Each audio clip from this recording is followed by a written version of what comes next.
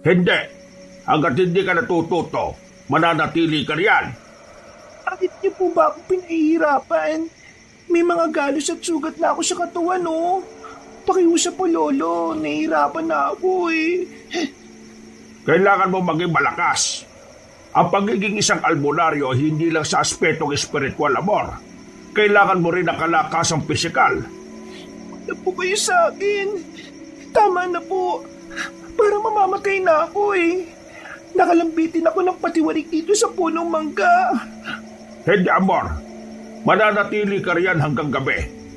Kailangan mo makontrol ang paghinga mo. Kapag nagawa mo na yan, kahit anong laban na susuungin mo, hindi ka madaling matatalo. Wala naman akong lalabanan, ah. Isa pa po, masyado pa akong bata para dyan. Magiging albularya ka. Ang isang manggagamot sa espiritual ay dapat laging handa. Hindi mo alam kung sino o ano ang kaaway mo. Eh, ayaw ko naman pong maging isang kagaya nyo, eh. Papapayin nyo na po ako dito, Lo. Sige. Dahil ilang araw na rin natin ginagawa yan, pabababayin kita dyan pagkalipas ng isang oras. Magluluto lang ako ng hapunan natin.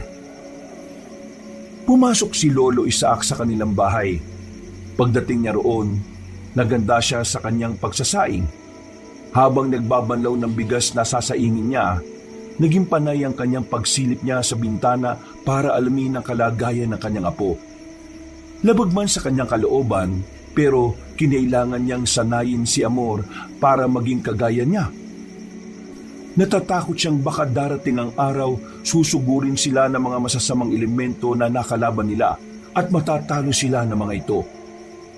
Nung matapos na siyang magsaing, nagpasya siyang lumabas at muling lapitan si Amor. Amor, nagugutom ka na ba? Luto na ang sinaing natin. Hindi po, Lolo. Wala akong ganang kumain, eh. Isa lang ang gusto ko, ang makababa rito. Sige. Hayaan kita makababa. Pero bukas, isa na namang ensayo ang gagawin natin, ha? Lolo, bakit po ba parang pinipilit niyo akong maging kagaya ninyo? Ayoko nga po talaga, eh. Hindi ba pwedeng ang gusto ko naman po ang masunod? Pasensya na, Apo. Hindi ko rin gusto kung ano man ang ginagawa ko sa iyo. Pero alam kong yan lang ang taging paraan para matulungan kita. Darating ang araw na may mga nilalang na gustong manakit sa atin. Kapag biyasa ka na sa pakikipaglaban, magiging madali na sa iyo ang talunin sila. Bakit po ba hindi na lang tayo umalis dito? Pumunta na lang po tayo sa syudad. Doon, walang mga aswang at engkanto. Payapa ang magiging buhay natin doon. Dito ako nabuhay at dito ako mamamatay. Hindi tayo ganun kaambisyoso para manirahan sa syudad. Sila nga gusto dito sa probinsya tumira. Ano naman po ang masama kung mag-ambisyon tayo, Lo? Ikaw na lang, Amor. Kapag lumaki ka na, doon ka tumira sa syudad. Maraming oportunidad ang naghihintay sa iyo ron. Ayoko po. Hindi ko kayo iiwan dito. Hindi ko tatakasan ng pag-aalaga sa inyo. Dahil alam kong inalagaan mo rin ako simula nung sanggol ako. Pero kung may pagkakataon ka makapunta ron, huwag mong sayangin. Ang mga kagaya mo ay hindi dapat manatili rito. Malayo pang mararating mo, Amor. Sige po, Lolo, pero isasama kita ron. Hindi kita iiwan dito. Pumasok na silang dalawa sa bahay nila. Nung nandun na, naghain si Lolo Isaac ng kanilang hapunan. Wala namang nagawa si Amor kung hindi ang saluhan ng kanyang lolo sa pagkain. Pagkatapos nilang maghapunan, nagpahinga na silang dalawa.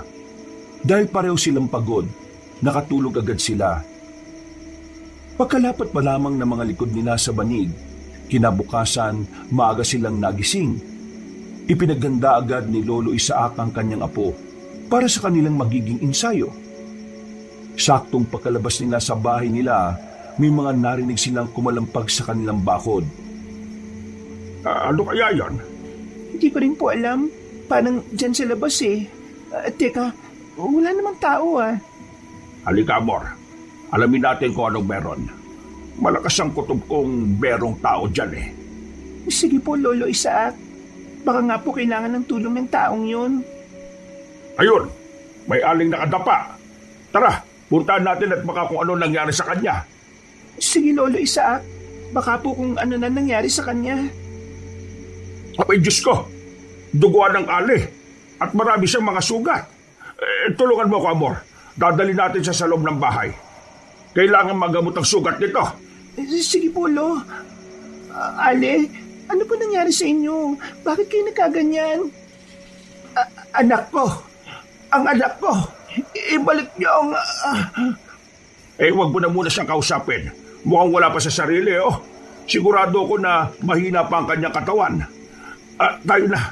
Baka kung ano pa mangyari sa kanya rito. Opo, Lo. Sige na. Tutulungan na kita para maalalayan siya. Ayan, ganyan nga, Amor. Halika na sa loob ng bahay natin. Baka marami ng dugo ang nawala sa kanya. Teka. Paano po kung may mga humahabol sa kanya, Lo? Baka tayo ang balikan ng mga yon. Wag mo nang intindihin yon. Sa ngayon, ang importante, mapagaling natin ang sugat ng aling ito. Isa pa, sinasanay na kita para sa mga pagkakataong ganito. Pag-igihan mo na lang para mas maging handa ka. Opo. Huwag kayo mag-alala, Lo. Sa susunod, mas lalo ko pong gagalingan. Hindi na rin ako magdereklamo. Nandito na tayo sa loob ng bahay. Hayaan na lang muna natin siyang makapagpahinga dyan sa mahabang bangko. Teka lang, Amor. Kunin mo muna yung bote ng langis na ginagamit ko sa paggagamot ng mga sugat. Papahiran ko muna ang mga sugat niya para mapabilis ang paghilom niyan. Sige po, Lo. Sandali lang po. Sino ka? Nasaan ako? Bakit ako nandito? Ako si Isaac. Huwag ka matakot. Isa akong albularyo. Nakita ka namin sa labas ng bakuran kaya dinala ka na muna namin dito para magamot. Nasaan ang anak ko? Ikaw ang kumuha ng anak ko, ano? Malamang kasabwat ka nila. Kasabwat nino? Di ko alam kung ano mga pinagsasabi mo, ha? Ang mga aswang. Alam kong kakampi ka nila at ibibigay mo rin ako sa kanila. Hindi ako nila kasabwat. Kinakalaban ko pa nga sila eh. Isa akong albularyo. Ikaw, ano pangalan mo? Bakit ka napadpad dito? Ako si Asuncion. Kinuha nila ang anak ko. Dinala nila sa kanilang kuta. Kailangan kong iligtas si Joaquin. Ang mga aswang, sila ang umabol sa akin at gusto nila akong patayin. Natatakot ako. Huwag kang matakot. Kumalma ka lang. Walang mangyayari sa iyo rito. Kaya kitang protektahan. Ligtas ka rito sa bahay ko. Lo, ito na po yung bote na pinapakuha ninyo. Aba, isina po pala siya, Lo. Ale, ano po ba ang nangyari sa inyo? Akin na po. Kailangan magamot ang sugat ni Asuncion. Joaquin, ikaw yan, tama. Magsabi ka ng totoo. Hindi po ako si Joaquin. Ako po si Amor, ang nag-iisang apo ni Lolo Isaac. Teka, sino po ba si Joaquin?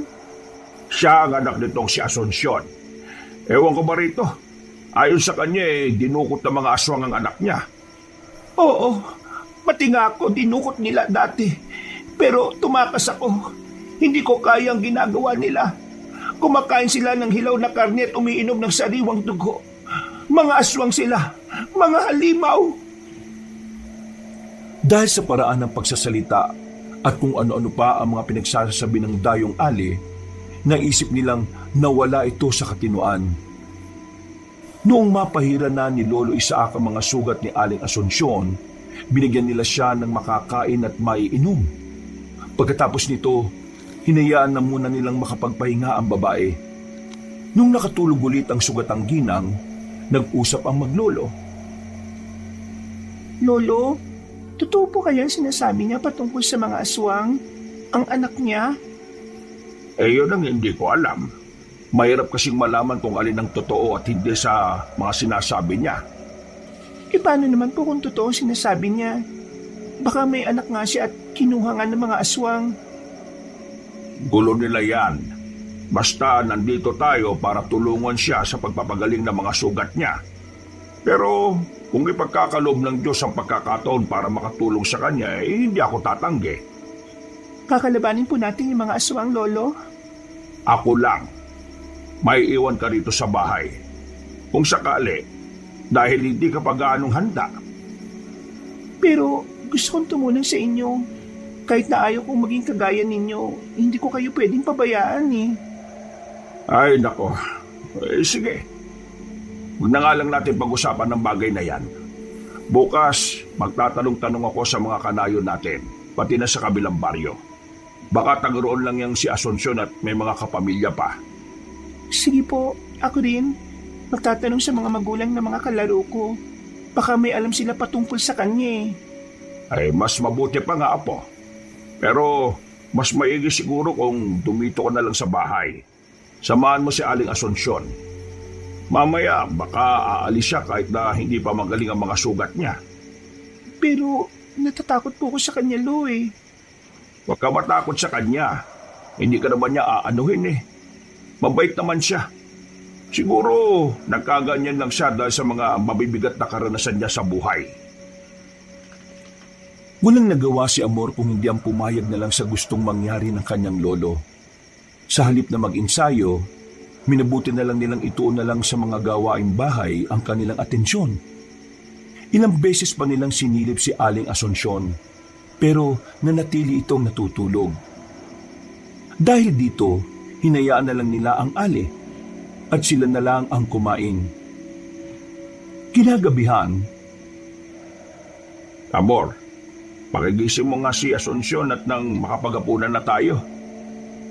Subukan mo lang at baka sasabay siya sa atin. Hindi kasi siya nakapananghalian kanina eh.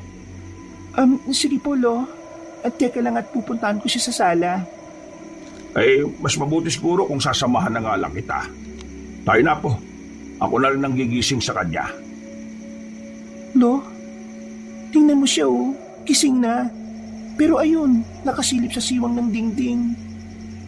Asuncion, gising ka na pala. Ano bang ginagawa mo dyan? Tayo na sa kusina at nang makapagapunan tayo. Mga aswang sa labas. May aswang sa labas. Takot ako. May nakabantay sa labas. Ano ka ba naman? Walang aswang dito. Sige na, huwag ka na matakot. Sila ang dapat na matakot sa atin.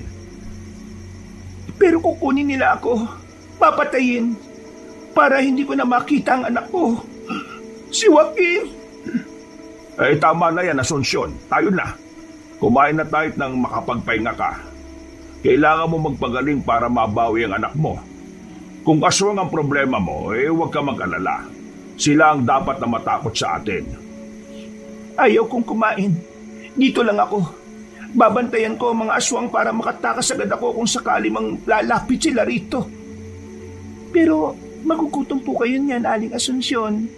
Sigurado po na malulungkot ang anak niyo kapag nalaman niyang hindi kayo kumakain ng mabuti. Ang anak ko, si Joaquin. Magagalit si Joaquin. Oo. Kaya tayo na. Kumain na tayo nang makapagpahinga ka na ulit. Kailangan magilom kagad yung mga sugat mo. Sige, kakain ako.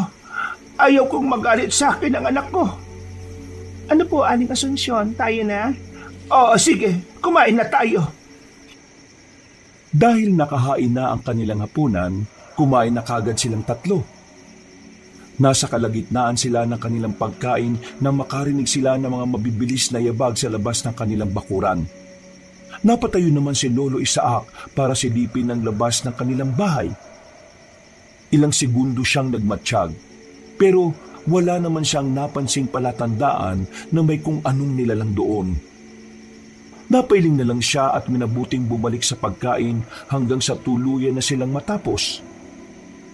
Nang makabalik na silang tatlo sa sala, nagulat ang maglolo nang tumayo si Aling Asuncion at binuksan niya ang bintana. Malapit na ang oras na mababawi ko ang aking anak. Kapag nangyari yon, dadanak ang dugo ng mga aswang. Pagsisisihan nilang ginawa nila ako ng masama at maging si Joaquin. Paano mo naman nasabing dadanak ang dugo ng mga yon? Hindi mo lang alam kung ano ang kaya kong gawin. Oo, may mga bahagi sa aking isipan na hindi ko maalala. Pero ramdam kong may iba sa aking pagkatao na kailangan ko lang maalala ulit. Ano bang ibig mong sabihin? Sino ka ba talaga, Asunsyon? Ang anak ko. Kailangan ko ang anak ko. Bakit nila inagaw ang anak ko sa akin? Bakit? Paano nila inagaw ang anak mo? Bakit ka ba? Hindi. Nandito mga aswang. Pati ako, kukunin ng mga aswang. Aalis ako. Tatakas ako dito. Hindi dapat nila ako mahuli. Wag. Dumito ka lang sa aming bahay. Mas ligtas ka rito, Asunsyon. Hindi ka nila mapapasok dito. Ayoko na. Gusto ko na mabawi ang anak ko. Baka kung ano ang gagawin nila kay Joaquin. Oo, kumalma ka lang. O sige, ganito na lang. Sabihin mo sa akin kung saan nandoon ang kuta ng mga aswang na dumampot sa inyong anak. Tutulungan kita para mabawi siya. Total, mga salot naman ang mga aswang na yan dito eh. Doon, sa may ikalawang bundok. Nandoon ang kuta ng mga aswang na kumuha sa anak ko. Pinamumunuan sila ng isang Iraynon. Si Sumalhay. Iraynon po? Ano po yun? Mga aswang na kumakain ng mga engkanto. Saka ng mga antingero at albularyo. Si Joaquin! Baka kung ano ang gawin nila kay Joaquin. Tama na yan, Asunsyon. Sige na, magpahinga ka na. Ako na ang bahalang magbantay sa paligid natin. Matulog ka na at nang maging malakas ka. Tama po si Lolo, Aling Asunsyon. Kung gusto niyong mabawi ang anak niyo, kailangan niyo magpalakas. Patulog ka na muna. Sige na nga. Bukas, babawiin ko si Joaquin. Magkamatayan na kung magkakamatayan. Ang importante, makuha ko ang anak ko at mailigtas mula sa kanila. Ito. Dito ka may gas sa banig. Matulog ka na para madaling maghilom ang mga sugat mo. Magpalakas ka para kay Joaquin. Salamat sa inyo, ha? Ay, walang anuman. Sige na, magpahinga ka na. Huwag ka mag-alala. Tutulungan kita para mabawi mo ang anak mo. Sige, salamat. Ayan po. Siguradong tulog na siya. Ang bilis naman niyang dapuan ng antok, Lolo. Hayaan mo na. Ikaw, matulog ka na rin. Bukas natin itutuloy ang naudlot mong ensayo. Sige na, huwag ka na maingay. Sige po, Lolo. Matutulog na rin po ako. Maglalatag lang ako ng banig. Sinundan na lang ng tingin ni Lolo Isaac ang kanyang apo na papasok sa kwarto. Na mga sandaling yun, napatitig na rin siya kay Aling Asunsyon. Nagkaroon siya ng tanong sa kanyang isipan kung ano ang meron sa aling yon. Dahil sa kabila ng pagkakaroon niya ng problema sa pag-iisip, naramdaman ni Lolo Isaac na may kakaiba sa ginang. Nasa kalagitnaan siya ng kanyang pagmumuni-muni nang makarinig siya ng mga kaluskos. Nakaramdam na rin siya ng init, kaya naisipan niyang lumabas. Naglakad siya patungo sa pintuan at nang bubuksan na sana niya ito. Lolo, lalabas po kayo? Titingnan ba ninyo ang ingay sa labas? Oo, huwag ka maingay. Aalamin ko lang kung anong meron. Nakaamoy kasi ako ng malansang samyo eh. Sasama ko sa inyo, Lolo. Huwag na. Dito ka lang sa loob at nang may kasama si Asunsyon. Baka mamaya tataka siya kapag nalaman niyang may kung anong nilalang na umaaligid sa bahay natin. Hindi po yun, Lo. Himbing siya sa pagtulog eh. Gusto lang kitang samahan. Baka kasi kung ano pang nandyan sa labas eh. Ay nako, sige na. Tayo na. Babalik naman tayo kaagad eh. Ano po yan, Lo? Sobrang lansa ng hangin. Ano kayang meron? Hinaan mo lang ang boses mo. Bakit po, Lo? Ano bang meron? Naging tahimik na rin naman ang paligid ah. Malakas ang kutob ko na may aswang. Hindi ko alam kung anong pakay niya rito pero marami silang nandito. Hindi po kaya totoong sinasabi ni Aling Asunsyon? Paano kung hinahabol nga siya ng aswang at balak patayin? Malalaman din natin yan. Halika sa labas ng bakuran. Basta, huwag kang lalayo sa tabi ko ha. Maya-maya, baka may umataking aswang sa atin. Paano po kaya kung may anak nga siya at kinuha ng mga aswang? Alam mo, Amor, sa totoo lang, mukhang naniniwala na ako sa kanya. Ramdam ko kasing may kakaiba sa aling yun eh. Parang may kaalaman din siya sa aral ng kalikasan. Baka nga isa pa siyang albularya eh. At nawalan lang na matinong pag-iisip dahil sa pagkawala ng kanyang anak? Yan ang hindi natin alam. Pero kawawa siya. Naaawa ko sa kalagayan niya. Nang nasa labas na sina Lolo Isaac, natigilan sila nang may makita silang 10 nagbabagang mga mata. Pinigilan na matanda ang kanyang lolo at itinuro ang bahagi kung saan nandoon ang mga nilalang. Ilang sandali pa, napansin din sila ng mga aswang. At bago pa man makalapit doon sina Lolo Isaac, nagsipulasan na ang mga nilalang. Napasigaw na lang at nagbanta ang matandang albularyo sa mga yon. Bago tuluyang pumasok sa loob ng kanilang bahay, umusal ng dasal si Lolo Isaac para magkaroon ng espiritual na bakod ng kanilang paligid. Paraan niya yon para masiguro niyang walang makakapasok na masamang nilalang sa kanilang bakuran. Pagkatapos noon, nagpasya na si Lolo Isaac at Amor na pumasok sa kanilang bahay. Naiga na rin sila sa banig at nagpasyang magpahinga. Kinabukasan, Lola Isaac, wala po sa kanyang higaan si Aling Asunsyon. Baka umalis po. Ano? Paano nakalis eh? Nakakandado naman ang entrada ng pinto ng ating bahay. Baka po sa kusina dumaan. Baka nadinig niya mga ingay kagabi kaya natakot. Buksan mo ang entradang pinto at ako naman ang pupunta sa kusina. Kung nakalis man siya, siguradong hindi pa siya nakakalayo. Ay, gising na ho pala kayo. Eto, nagsasaing na ako. May pinakuluan na rin akong tubig dyan kung gusto niyo magkape. Ay, siya nga pala. Ano nga ulit ang pangalan ninyo? Ako nga pala si Isaac. At ang apo ko naman ay si Amor. Mabuti naman at maayos na ang pakiramdam mo. Hindi na ba masakit yung mga sugat mo? Hindi na ho. Maraming salamat at ginamot niyo ako. Walang anuman, Asunsyon. Kahit sino naman ang makapunta sa aming bakuran na gano'n ang sitwasyon, hindi kami magdadalawang isip na tumulong. Lolo Isaac, hindi ko po siya naabutan. Baka po kung umakyat siya sa... Huwag ka na mag-alala, Amor. Nandito si Asunsyon at nagluluto. Yan siya, oh. Ha? Magaling na po ang mga sugat niyo?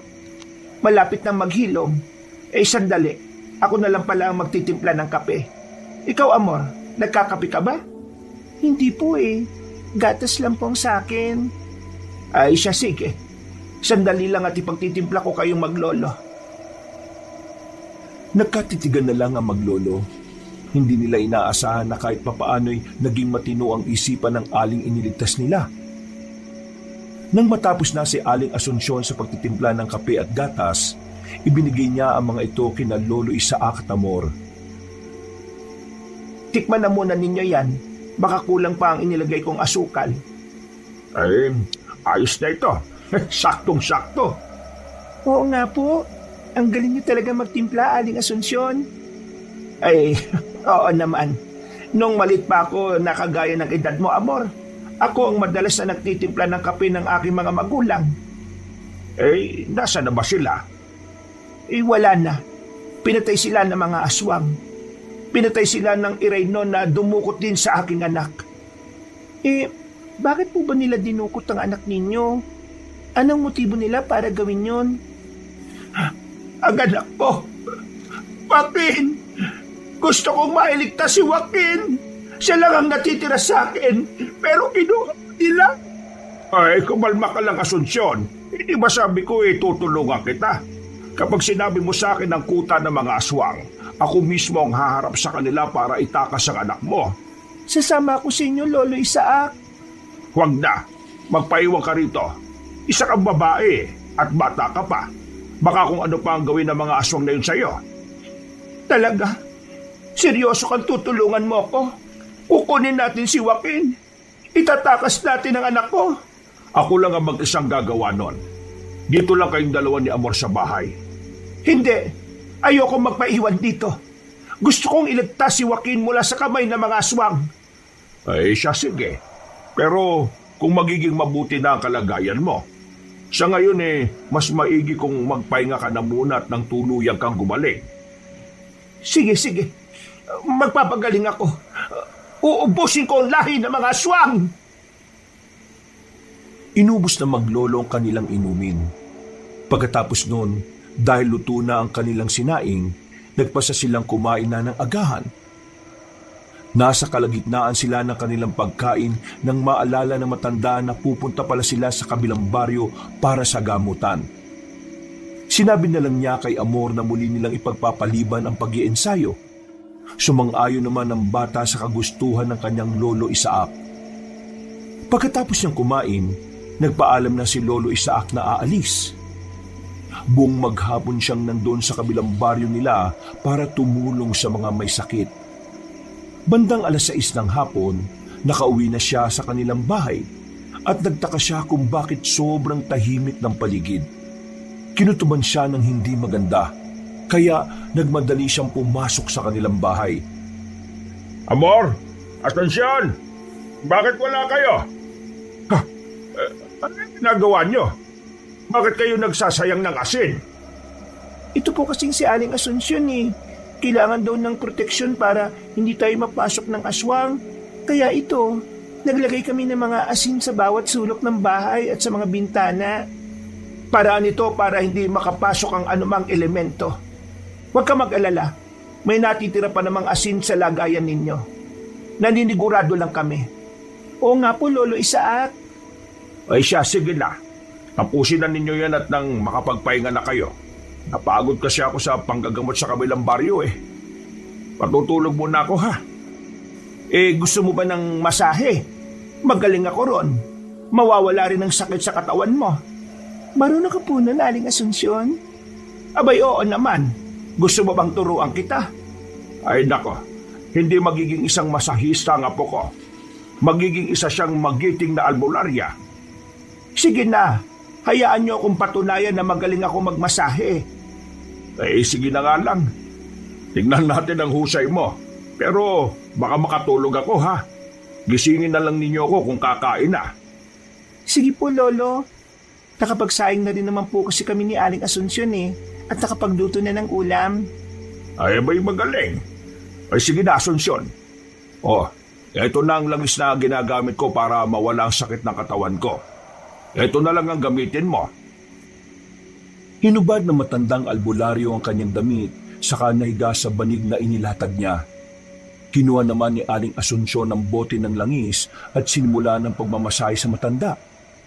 Habang ninanamnam ang pagmamasahe ng ginang, napansin ni Lolo Isaac na may kaalaman nga siya sa pagmamasahe.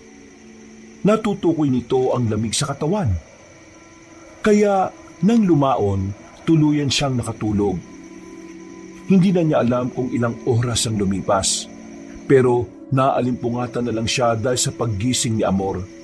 Inisip niyang kakain na sila, kaya agad siyang napabangon. Nagulat na lang siya nang makita si Aling Asunsyon na nagwawala at may kung anong kinatatakutan. Ano ba nangyayari sa kanya? Bakit bigla na lang siyang naging ganyan? Hindi ko po alam, Lolo Nang may marinig kaming paghuni ng tiktik sa paligid, bigla na lang siyang nagwala. Natatakot daw siya dahil papatayin siya ng mga aswang. Sandali. May paghuni ng tiktik kanina. Kung ganun may aswang sa ating paligid. Sana ginising niyo kagad ako, Amor. Pasensya na po, Lolo. Sinubukan ko po kasi siyang pakalmahin May mga aswang. Papatayin nila ako. Hindi ko na maililigtas si Joaquin. Nandyan lang sila sa paligid natin. Makapasukin nila tayo. Asunsyon, kumalma ka lang. Huwag ka matakot. Labanan mo yung nararamdaman mo. Ako ang bahala. Sandali lang at titingnan ko kung may aswang ang nasa labas. Papatayin ko sila kung kinakailangan. Sasamahan po kita, Lolo. Baka sobrang dami ng mga aswang Siya, sige. Pero sa likuran lang kita, ha? Kunin mo kitak at magsuot ka ng sombrero. Sige po, Lolo. Sandali lang at kukuha lang ako. Pakikuha mo na rin yung buntot pagi ko. Tingnan na lang natin kung hanggang saan ang angas ng mga aswang na yan. Nandyan sila sa labas. Nakabantay at balak nila akong patayin. Natatakot ako para sa aking anak. Baka hindi ko na siya mailigtas pa. Baka tuluyang magtagumpay ang mga aswang. Dito ka lang sa loob ng bahay. Huwag kang matakot, Asunsyon. Kami nang bahala sa mga yan. Hindi ka namin papayagang makuha nila o mapatay. Basta, magtiwala ka lang sa amin. Nang medyo kumalma na si Aling Asunsyon, nagpasya na sina Lolo Isaac at Amor na lumabas ng kanilang bahay.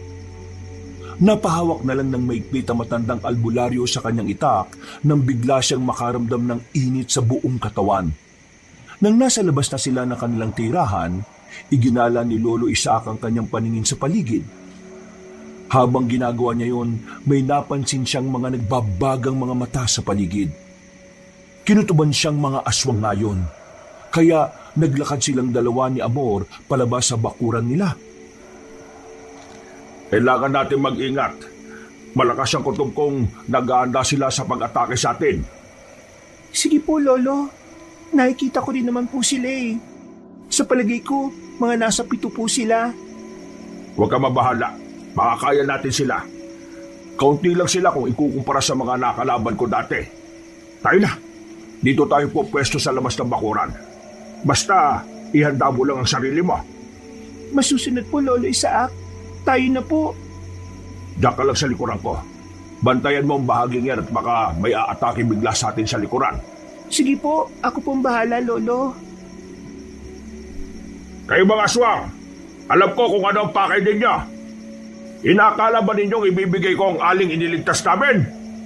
Alam ko kung ano ang gagawin niyo sa kanya. Lolo, umaangin sila. Baka atakihin nila tayo. Huwag ka matakot. Kapag mapapansin nilang natatakot ka, mas lalo lang nalalakas ang kanilang loob. Tandaan mo, Amor, ha? Hindi natin pwedeng babayaan si Asunsyon. Ngayon, nakasisiguro na kung tama ang kanyang sinabi. Lolo, pasugod na sila sa atin. Tamang hinala ko. 7 silang lahat. Balikan mo na muna si Asunsyon. Siguraduhin mong hindi siya makakalabas sa bahay natin. Baka kung ano pa ang gawin sa kanya ng mga aswang.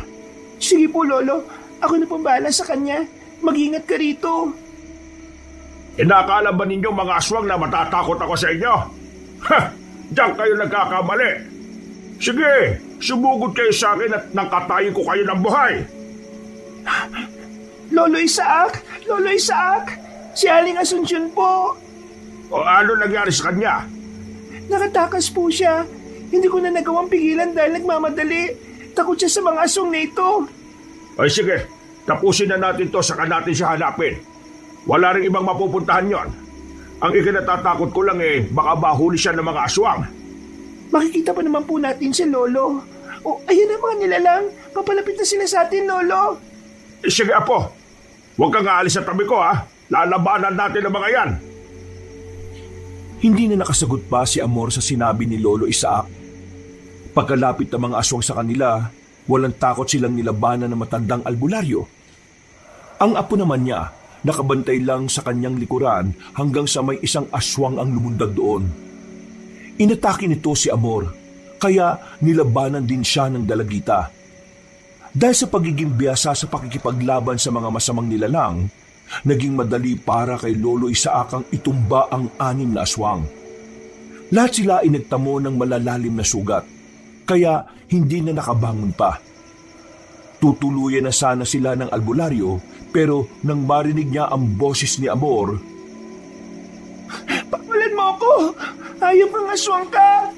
Lolo Isaac, tulungan mo ako! Hoy, aswang! Pakawalan mo ang apo ko! At tayong dalawang magharap! Isa! Pakawalan mo ako, sabi. Kapag hindi mo ako pinakawalan, papatayin namin ni Lolo mga kasama mo. At ikaw, papahirapan namin. Bakit po yan? Dalawa! Ayaw mo talagang pakawalan si Amor? Sige, iisa-isain ko ang mga kasama mong nakahando sa ila. Sige, Lolo. At napakawalan na ako ng aswang na ito. Sinabing tigilan mo na ako eh. Pakawalan mo na. Lolo, sa aswang. Hapulin ko po ba? Huwag na, Amor. Pabayaan natin siya. Sandali lang at tutuluyan ko na muna tong 6 na ito. Pagbantay ka sa paligid at baka may biglang umatake sa atin, ha? Sige po, Lolo Isaac. Huwag kayong mag-alala. Magiging alerto po ako. Sige, tumalikod ka na lang, Apo. Hindi mo na kailangan pang makita kung paano ko patayin ang mga aswang na to. Bakit naman po? Kung hindi ko makikita, paano ko malalaman? Ikaw ang bahala. Sandali. Mukhang gagapang pang isang to para makatakas Napailing si Lolo Isaac nang makita niyang tatayo na ang aswang. Patakbo niyang nilapitan ito habang itinataas ang kamay niyang may hawak ng itak. Pagkalapit niya rito, walang pagdadalawang isip niyang tinaga ang aswang. Napaungol pa ang nilalang. Napalingon sa kanya at napatitig ng mabalasi. Naisip ni Lolo Isaac na baka tinatandaan siya ng nasabing nilalang. Kaya minabuti niyang tuluyan na ito. Buong lakas niyang tinaga ang liig ng aswang na naging rason para mamatay siya. Nang maalala niya ang iba pang nilalang, nilingon niya ito at isa-isang nilapitan. Ginilitan niya sila ng liig na naging dahilan para bumulwak ang kanilang dugo at bawian na rin sila ng buhay. Amor, halika na. Tulungan mo muna ako at iligpit natin ang bangkay ng mga aswang na to. Baka may mga kanayon tayong makakita kung ano pa ang isipin nila sa atin. Sige po, Lolo. Ano po bang gagawin natin sa mga katawan nito? Susunugin ba o itatapon na lang? Mas maigi siguro kung susunugin na lang natin. Wala gaanong ebidensya. Kasi kung itatapon natin, baka may makaamoy at malaman pa nila na dito sa atin ang galing yung mga katawan ng aswang. Yan din po ang iniisip ko Tayo na po, Lo. Hahanapin pa natin si Aling Asunsyon Oo nga pala, Apo. O sige, hindi natin siya pwedeng pabayaan. Sige na, Apo. Nang sa ganun masunog na natin ang mga katawan nila bago tayo umalis. Sige po. Teka po, ikaw na lang po kaya ang bahala sa 5 katawan na yan. Hahakutin ko na lang patungo rito yung mga kahoy na panggatong papunta rito para mas mabilis masunog yung katawan nila. Mas maigi nga, Apo. O sige na, kumuha ka na rin ng goma para mas mapadali ang pagpapapoy natin. Sige po, Lolo. Sandali lang po. Huwag mong bibiglain ha. Dalhin mo lang ang makakaya mo. Opo, Lolo. Malapit lang naman ang naimbak nating panggatong Basta, ayoko mapagod ka ng husto ha. Maya-maya pa, Lo, ito na yung unang nahakot ko. Bibilisan ko na lang po para magawa na natin sunugin yung mga bangkay na yan. Sige, Amor. Mas mabuti pa nga siguro na tulungan na kita para mas maging mabilis ang trabaho. Kahit wag na po, Lolo. Kaya ko naman po Hayaan mo na lang ako, Apo. Isa pa, kailangan nating masundan ang aswang at mahanap si Asunsyon. nang matapos na nilang hakutin ang mga panggatong sa labas ng kanilang bahay, kumuha si Amor ng goma na siyang sisindihan nila. Nang maiayos na ni Lolo Isaac yun, ipinatong niya sa ibabaw ng mga panggatong ang 5 bangkay. Sinindihan nila ang goma, at habang lumalagablab ang apoy, dinadagdagan nila yon ng panggatong at mga palapa ng nyog. Napatakip na lang ang maglolo ng kanilang ilong na makalanghap sila ng parang amoy ng inihaw na isda. Dahil nag-aalala silang baka hindi na nila mahanap si Aling Asunsyon, nagpasya na lamang silang sundan ng tinahak na daan ng ginang. Doon po, patungo sa kanluran. Doon tumakbo si Aling Asunsyon, Lolo. Sigurado ka ba, Amor? Opo, Lo. Sigurado po talaga ako. Habulin ko pa nga sana Kaso, ang bilis niya. Isa pa, natatakot ako sa mga aswang. Baka kung ano ang kanilang gawin sa akin Nalinti ka na. Doon din papunta yung aswang na nakatakas, di ba? Tama ba? Opo, Lo. Doon siya pumunta nang bitiwan niya ako. Baka kung mahanap niya si Asunsyon, kailangan hindi sila magtagumpay sa kung ano man ang gusto nilang gawin. Tayo na, Amor. Dali. Sige po, Lo. Teka sandali. Bago pala tayo magpatuloy, may bibigay ako sa iyo, Apo. Ano po yun, Lolo? Ito ang mutya ng bulak. 2 ito, kaya ibibigay ko sa iyo yung isa. Ano naman po may tutulong nito sa akin? Marami.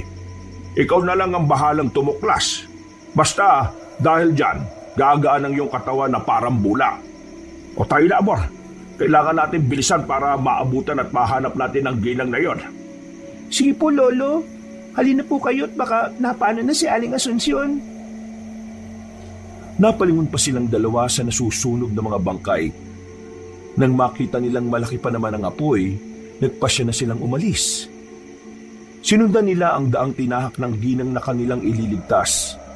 Habang mabilis na naglalakad, idinalangin ni Lolo Isaac na sana'y wag nang abutan ng aswang si Aling Asunsyon. Dahil walang ibang daraanan ng ginang, hindi sila nahirapang mag-isip kung saan ito posibleng dumaan. Nasa kalagitnaan na sila ng kanilang paglalakad ng... Lolo Isaac, hindi maganda ang pakiramdam ko. Parang may masamang mangyayari sa atin kung magpapatuloy tayo. Ano ang ibig mong sabihin, Apo? Hindi ko po alam pero may biglang pumigil sa akin. Hindi ko naman po may paliwanag eh. Basta ganun lang yon. O siya, sige. Ganito na lang, Apo. Susundan natin kung saan nagpunta si Asunsyon. Pero kung may makikita tayo mga aswang, uuwi tayo at pagpapabukas na lang ang paghahanap. Kapag may araw na, wala nang kapangyarihan ng mga aswang na yan. Mas mabuti pa nga siguro, Lolo. Maganda na lang din tayo para hindi maisahan ng mga aswang. Oo, Amor. Kaya tayo na. Maging alerto ka lang sa paligid. Opo, Lolo. Mabuti, Apo, gumagana na rin sa iyo yung mutya ng bulak na ibinigay ko, no? Hindi ko akalain na ganyang kabilis lang na dadalo yung bertod niya sa iyo. Ano pong ibig niyo sabihin, Lo? Nagiging magaan na rin ang katawan mo eh. Kagaya ko, magagawa mo ng lumundag at kaya mo na rin umakyat sa kung anumang mataas na lugar ng walang kahirap-hirap. Talaga po? Paano kaya kung umakyat ako sa puno ng nyog? Eh, kaya mo yon. Pero wag na. Mag-aaksaya ka lang ng oras. Kailangan nating makita si Asunsyon.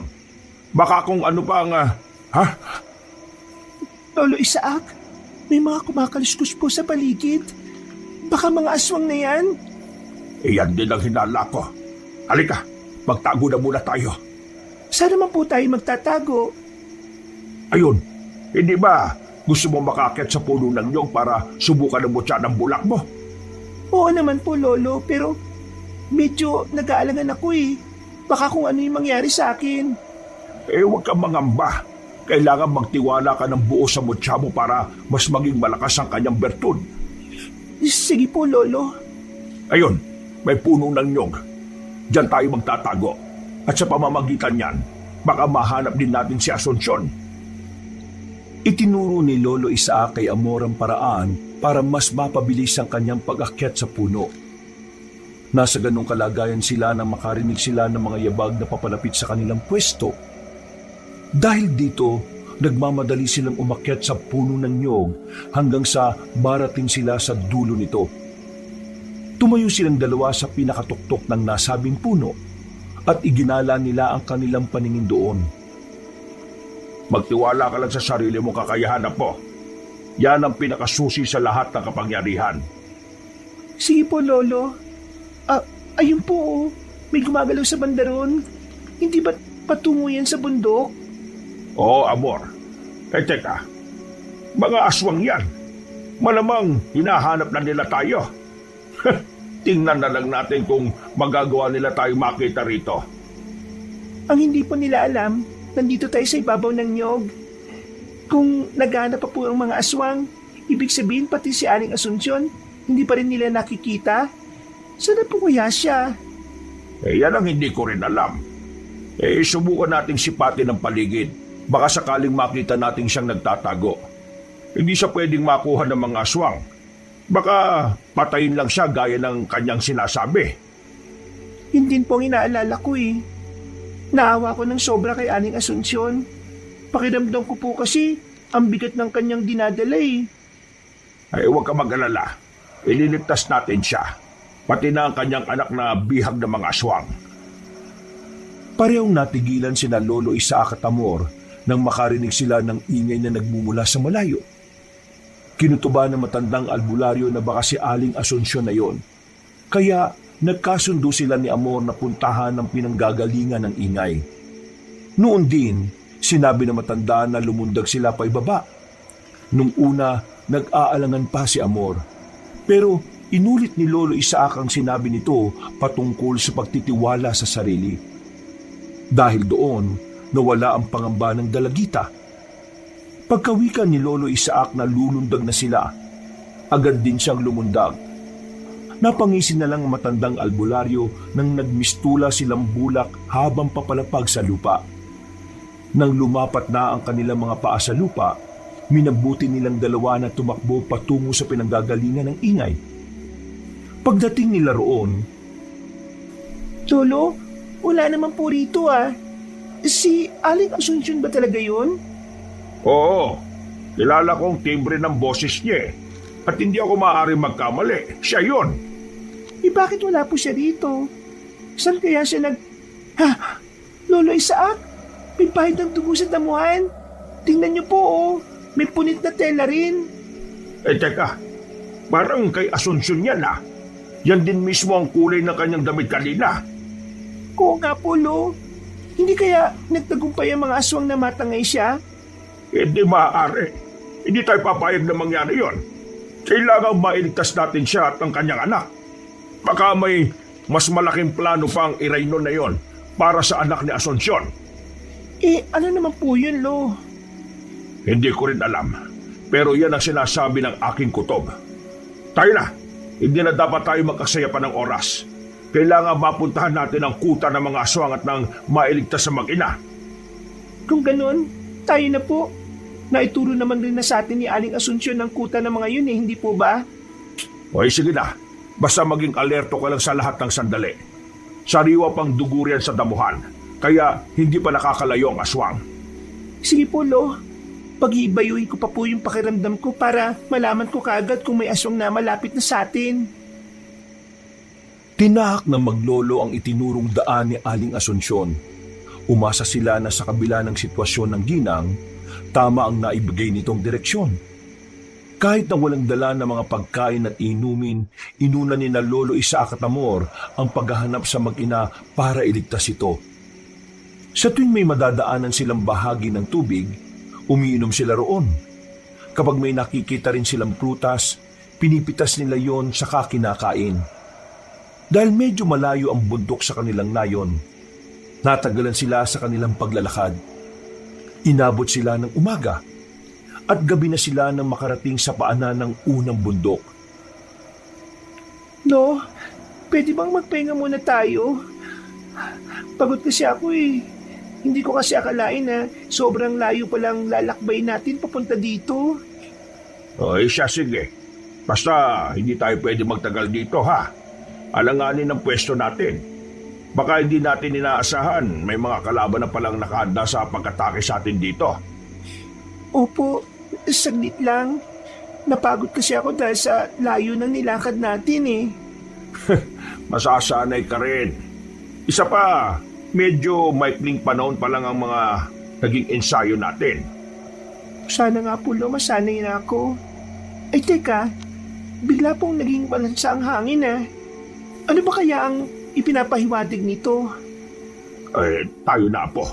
Paniguradong may mga aswang nang malapit dito. Baka masukol nila tayo at mahirapang lumaban sa mga yon.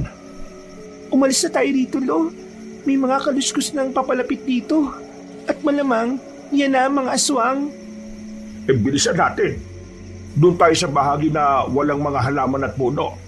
Kung hindi man tayo susundan ng mga aswang papasok tayo sa gubat at sisimulang tahakin ng daan papunta sa ikalawang bundok. Sige po, Lo. Naihanda ko na rin ang ita ko para kung may susugod, malalabanan ko kaagad. Apo, tingnan mo sa ating unahan. May 4 na nagbabagang mga mata. Sigurado ko na mga aswang yan. Ano gagawin natin, Lo? Lilis po ba tayo ng daan? Hindi. Diretso lang tayo sa paglalakad. Kung lilis tayo, mas matatagalan tayo sa pagpunta sa kabilang bundok. Tayo rin naman ang mahihirapan. Paano po yung mga aswang? Lalabanan natin sila. 2 lang yan. Mabilis nating maitutumba sila. Kaya ihanda mo ang sarili mo. Kapag lumapit na tayo dyan, hindi malabong susugurin nila tayo. Sige po, Lo. Nagpatuloy silang dalawa sa kanilang paglalakad. Habang papalapit sila sa dalawang aswang, naririnig nila ang pag-angil ng mga ito. Napahawak na lang ng maigpit sa kanyang itak ang matandang albularyo at itinuon ang kanyang 100% pansin sa mga nilalang. Nang nasa 3 dipan na lang ang distansya nila mula sa mga aswang, mas lumakas pa ang pag-angil ng mga ito. Sa isang pagkisap ng mga mata ng maglolo, umatake sa kanila ang aswang. Sinabihan naman ni Lolo Isaac si Amor na gamitin ang kanyang mga natutunan. Napatango ang dalagita at nakipagsabayan siya sa kanyang lolo. Kahit na maliksi ang mga aswang, nagawa nila itong malamangan dahil sa mutya ng bulaklak na tangan nila. Magaling Apo. Nagagawa mong matalo ang aswang na nakalaban mo. Talagang ang natututo ka ng makipaglaban. Lo, mukhang buhay pa silang dalawa eh. Baka mamaya, makatakas pa yan at makapagsumbong sa iba nilang kasama. Huwag ka mag-alala. Ako nang bahalang kumitil sa kanilang buhay. Hindi ako papayag na mabulilyaso pang kung ano mang pinaplano natin. Sandali, pupugutan ko ng ulo mga aswang na ito.